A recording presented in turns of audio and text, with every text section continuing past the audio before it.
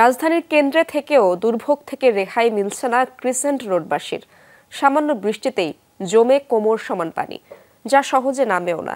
এলাকাবাসী বলছে, সড়ক উঁচু করার প্রকল্প নেওয়া হলেও নিষ্কাশন ব্যবস্থার উন্নয়ন করা হয়নি। তাই বছরের পর বছর বৃষ্টির সময়ে পানির সাথেই বসবাস এলাকাবাসীর।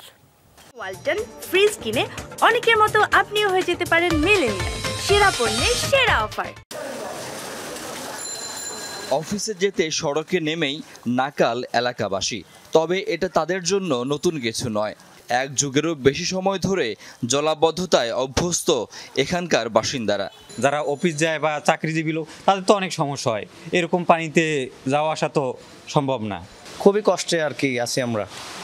এখানে থাকার মতো কোনো ব্যবস্থা আসলে হয় না, আর এখানে থাকা সম্ভব না।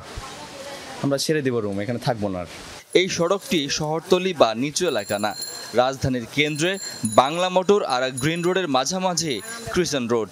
সড়কটিতে এক যুগেরও বেশি সময় ধরে সামান্য বৃষ্টিতেই জমে পানি।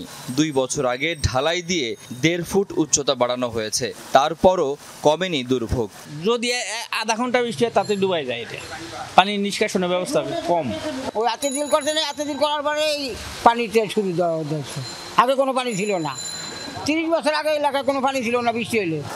সোমবার রাতেও কোমর সমান পানি ছিল এই রাস্তায়।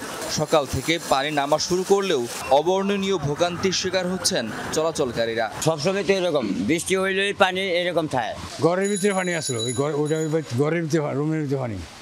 স্থানীয়রা যখন কথা বলছিলেন তখনই ছুটে আসেন সিটি কর্পোরেশনের পরিচ্ছন্নতা কর্মীরা। তাদের চেষ্টার ত্রুটি নেই, কিন্তু সমস্যা অবকাঠামোতে। নিষ্কাশন লাইন অপর্যাপ্ত, তাই নামছে না পানি। ওনারা এরা উপরে লেভেলে বলুক, আমি আর কি বলুন বলেন। আমরা কাজ করতেছি বলেন। ওনারা একটা মেশিন ছাড়ে, কইলে 2টা মেশিন ছাড়ে।